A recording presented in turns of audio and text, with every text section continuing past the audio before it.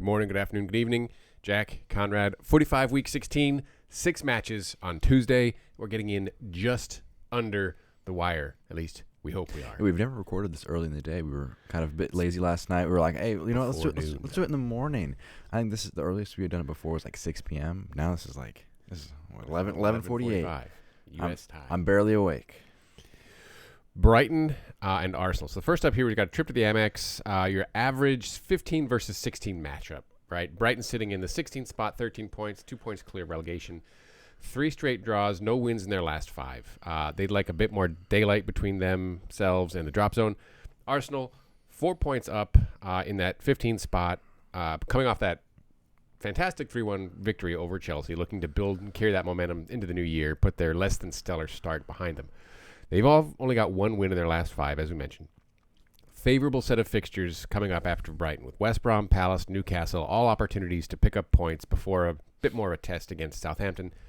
9 points behind 6th place, so a top half by the end of January is certainly realistic, and I'd expect them to get some help in that January window. We talk about their midfield challenges, but Brighton side without Lamptey and Lallana should not be a match for a normal functioning Arsenal, but I have no idea whatever to expect from them. We talked a lot about Arsenal in both our review and our preview ahead of this match, and so I think that the big thing for them against Chelsea was they played a 4-2-3-1, and that was a very big change for them because they were actually a bit more proactive. They got some better numbers down the field, and notably did not play Willian in the starting 11. Didn't have Aubameyang either because of injury, so if you add him back, he gets a bit more form. This is not a 15th place side. This is a low top half side. 6-7. Still bad. I would say 6-7 is a bit of a push. They're still a bad side, but they're not this bad. In terms of Brighton, we've talked about them also a lot as, well, they're kind of at their level more or less, where they're just a bit outside the relegation zone.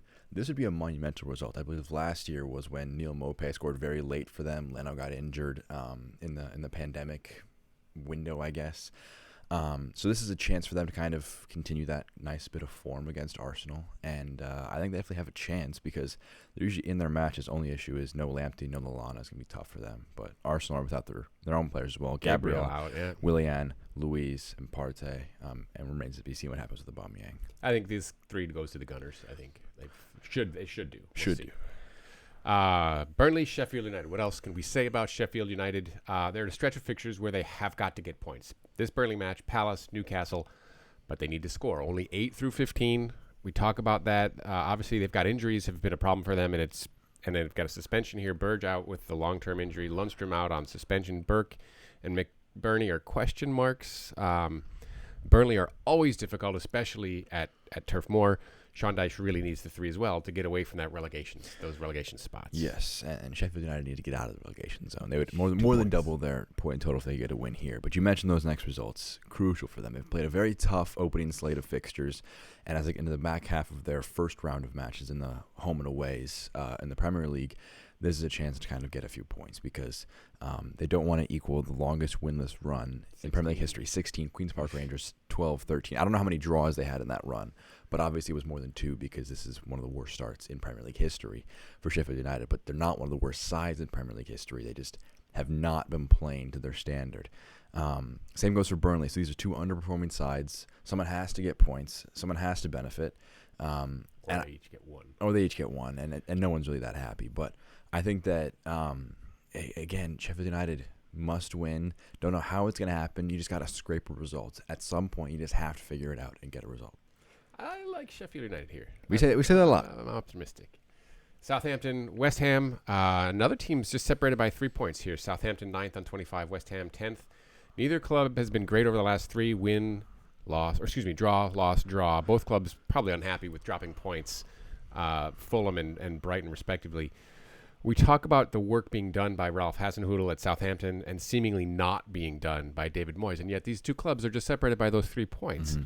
Are they where they belong, or are Southampton really overperforming and West Ham underperforming? I think West Ham are about at the level. I think Southampton are very overperforming in terms of the XG, in terms of their talent level. But in a Premier League season, even 38 games is not indicative of teams' strength at the end of a season. This is where you end. So Southampton have every reason to be confident. This is they have pushed any relegation concerns away from themselves, as have West Ham. So both of these sides can look at this as a chance to gain some ground, push yourself away from the chasing pack and your competitors in these upper mid-table positions. So this is going to be a fascinating one. These three that we've talked about already, and then the next one are all the 1 o'clock matches. It's going to be tough to pick which ones we're going to watch because there's all the screens going. All the screens potentially. But this is going to be an interesting one. I really don't know which way it's going to go. There are some injury questions for both teams. So it should make it a good contest. Have more depth, and they have more quality throughout the side. They just set up. Ben Rama not playing just does not make any sense. Yeah, one of our favorite players. Talk about it every time. Hope to see him play and have some success. West Brom Leeds. West Brom coming off the draw at Anfield, still sitting 19th on 8 points. Leeds have the 1-0 win over Burnley at Ellen Road. I expect probably the similar lineup from Sam Allardyce here, deeper, but Leeds are far more porous on defense than Liverpool are. I still expect Leeds to come away with 3 points here, but that's what we also said about the draw that ended up at Anfield. We were very confident about the Liverpool match, and obviously we were very wrong. I think that if it depends on which West Brom shows up in the first half, because if it's a 6-4 again, if it's the first half West Brom, then I think if Leeds convert their chances, it could be a bad match.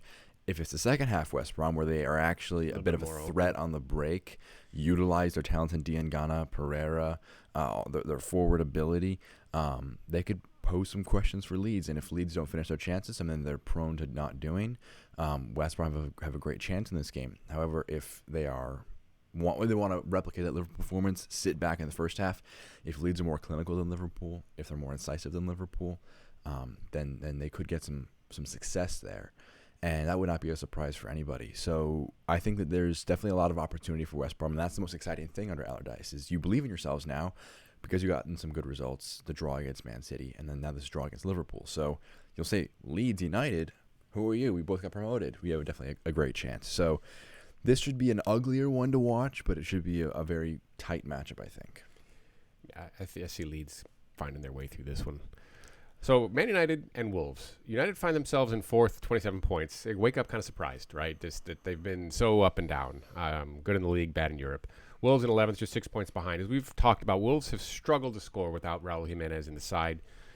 Just 4 goals in their last 5 matches. The lone win, the 2-1 over Chelsea at the Molineux. United winners of 3 of their last 5. Probably a little bit upset with the 2-2 draw at Leicester, but still you sit fourth. Mm-hmm. I don't know what to expect here. Wolves can't score.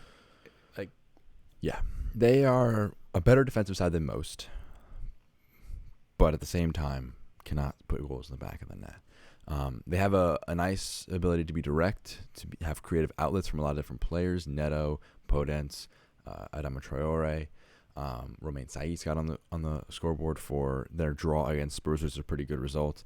I believe it was away from home.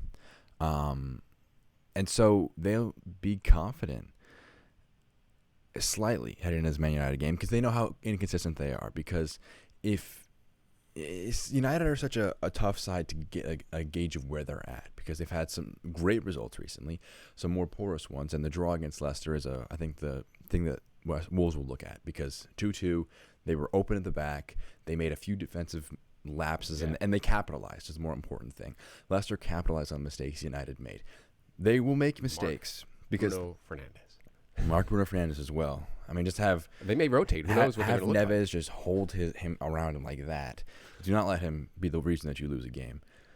But if they are able to capitalize on United's defensive mistakes, which will exist, Lindelof a question mark. So we don't know what's going to happen there. Then they have a chance. So and United at home have not been nearly as good as they are away, where they've been stunningly brilliant on the road. So this is a tough one for me to see which way it's going to go. I think a draw would be a very fair result. Yeah. And I don't think United would be too upset with that. They would want to avoid it to try and keep pace with Liverpool because their last 5, they've mirrored their results. A win, draw, win, win, draw. So they want to make some ground on their big rivals as they try and make a title push, which is, as crazy as that is to say, United are probably the most in the title race except for maybe Leicester City. Yeah. That'll do it for the Tuesday 6-match lineup. Jack, Conrad, this has been the 45. Please like, subscribe, comment, let us know what you think. Look for us on the Twitter at the 45. Take care now.